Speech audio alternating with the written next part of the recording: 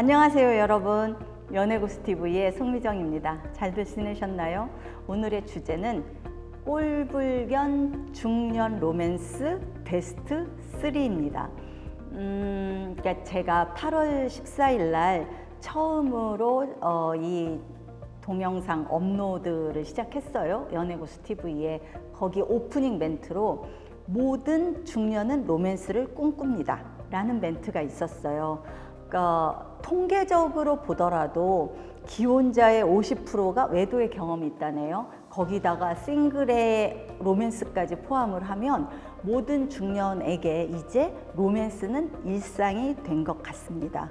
그런데 로맨스는 로맨스인데 모든 로맨스가 다 뭐 아름답거나 끝이 좋거나 한 건 아니죠.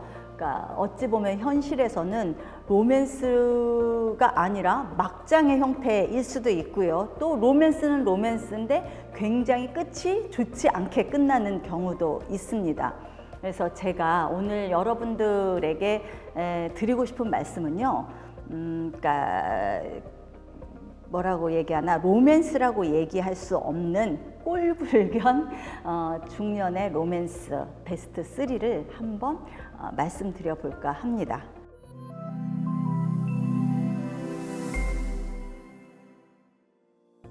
자, 첫 번째는 로맨스를 가장한 스폰서 구하기, 꼴불견입니다. 가끔 사람들을 만났을 때 이런 얘기를 듣습니다.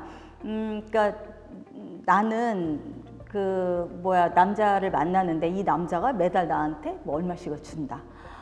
그리고 얼마 전에 여행을 갔는데 남자가 뭐 명품에 여행 경비 다 되고 나는 몸만 갔다 왔다. 뭐 묻지마 여행을 갔는데 돌아오는 길에 봉투를 주길래 열어봤더니 얼마가 들어있었다. 이게 누구 입에서 나오는 얘기인 줄 아세요? 성매매 여성들이 아니에요. 그냥 일반 여자들의 입에서 나오는 얘기입니다. 그런데 이 얘기를 듣는 다른 여자들 눈빛이 어떤 눈빛이냐면 부러워하는 눈빛입니다. 어머, 너는 복도 많다. 어디서 그런 남자를 만났니? 나도 또 그런 남자 만날 수 없을까? 라고 얘기들을 하는 경우가 있습니다. 그런데 이게 뭐냐면 뭐 아주 많은, 그러니까 일반적인 예는 아니잖아요. 아주 뭐 드문 예이긴 하겠습니다만, 그렇게 남자 여자가 만나는데 어떤 사랑이 아니라 조건과 돈이 매개체가 되는 그 만남이라면 그건 로맨스라기보다는 로맨스를 가장한 스폰서 구하기라고 저는 생각을 한다는 겁니다. 두 번째는 모든 중년의 로맨스가 싱글들 사이에서 일어나는 일은 아니잖아요. 배우자가 있거나 아니면 상대에게 배우자가 있거나, 그러니까 한쪽이 배우자가 있거나 아니면 둘 다 배우자가 있는 상태의 로맨스가 시작이 될 수도 있습니다. 저는 여기서 불륜도 뭐 로맨스냐 아니냐 이런 얘기를 하는 게 아니고요. 적어도 배우자가 있거나 아니면 상대에게 배우자가 있다면 그 배우자에게 미안함과 그리고 죄스러운 마음을 가지고 있었으면 좋겠다는 겁니다.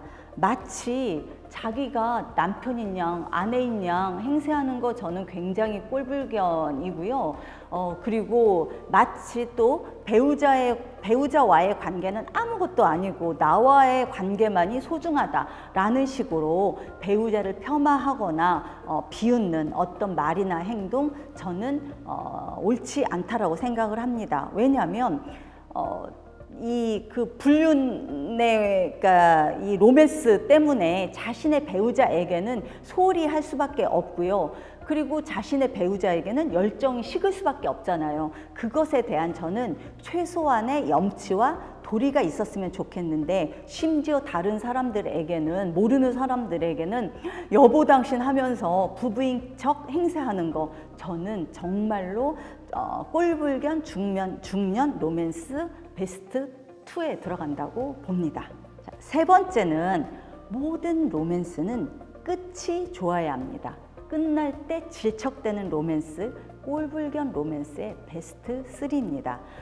젊은 날의 로맨스가 아니잖아요. 그러니까 어떤 석양, 지는 석양의 끝에 있는 어떤 중년의 로맨스는 끝이 아름다워야 한다고 생각을 합니다. 그런데 실제로는 돈 문제가 얽혀가지고 뭐 소송을 한 해 만에 그러니까 좋지 않게 끝나는 경우가 굉장히 많고요. 그리고 뭐 그 한쪽이 마음이 바뀌어가지고 이별을 고했을 때 그 상황을 순수하게 받아들이지 못하고 뭐 안갚음을 하는 경우도 있고요. 또 뭐 첩이 첩볼 못 본다고 더 뭐 막장으로 가는 케이스도 많고요. 그러니까 실제로 로맨스의 끝이 그러니까 굉장히 그 좋지 않은 케이스. 그러니까 오히려 요즘은 신문 방송에도 좋지 않은 어떤 기사들 나오는 사람들이 나이가 젊은 사람들보다는 많은 사람들이 더 많습니다. 그러니까 제가 생각을 했을 때 나이가 들었다고 다 어른은 아닌 것 같아요. 그러니까 어른스러운 말과 행동이 있어야만 어른 대접을 받을 수 있을 것 같고요. 그리고 로맨스도 끝날 때 쿨하게 끝내야만 중년의 멋진 로맨스가 되는 겁니다, 여러분.